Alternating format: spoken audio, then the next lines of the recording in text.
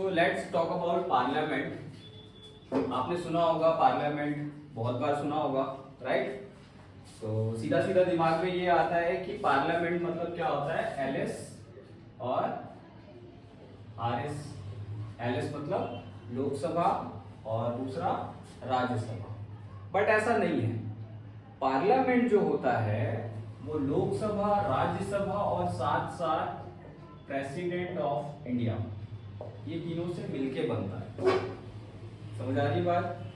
तो जब भी आपको पार्लियामेंट पूछा जाए क्या होता है, तो वो क्या होता है, LS plus RS plus president. ठीक है।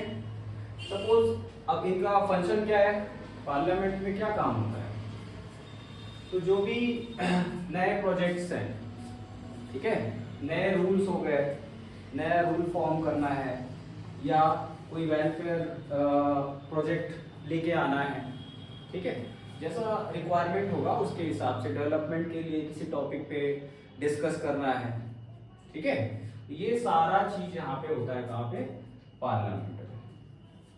ठीक है। अब इस पे डिफरेंस क्या है, एलएस और आरएस में डिफरेंस क्या है? तो जो एलएस के जो मेंबर होते हैं ये डायरेक्ट इलेक्शन के थ्रू इलेक्ट होते हैं। समझ आ रहा है?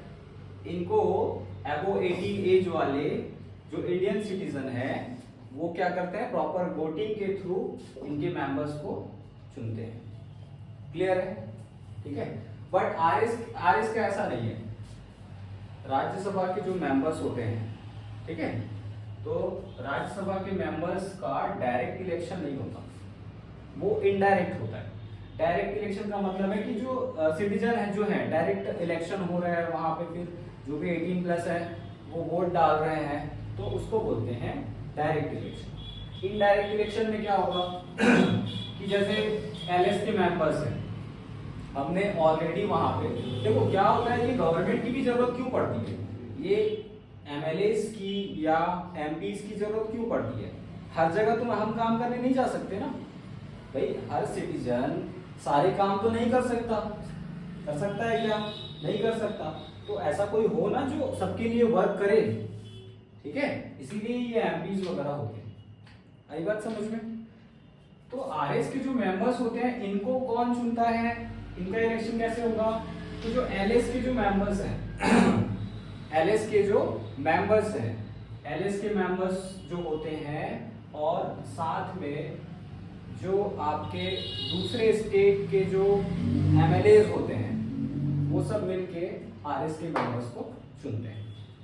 ठीक है। कहने का मतलब है कि हमने जिनको चुना हुआ है, जिनका हमने इलेक्शन किया हुआ है, वो वहां जाके फिर क्या करेंगे, उनके मेंबर्स को चुनेंगे। सारी बात समझ में?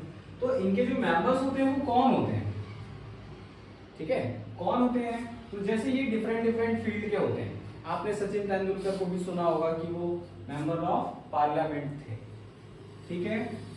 तो लाइक स्पोर्ट्स हो गया, कल्चर हो गया, ठीक है, स्पोर्ट्स, कल्चर, एजुकेशन, तो ये डिफरेंट फील्ड के जो हाईली एजुकेटेड हो गए या कल्चरल इन्होंने बहुत अच्छा कुछ किया हुआ है या स्पोर्ट्स में उन्होंने बहुत अच्छा किया हुआ है, ठीक है, तो वही सब यहाँ पे आरएस के मेंबर्स बनते हैं। क्लियर है? समझ आ गया? उसके बाद प्रेसिडेंट के बारे में आप जानते हैं, ठीक है, तो प्रेसिडेंट को हम नेक्स्ट वीडियो में डिस्कस करेंगे। ठीक, थैंक यू।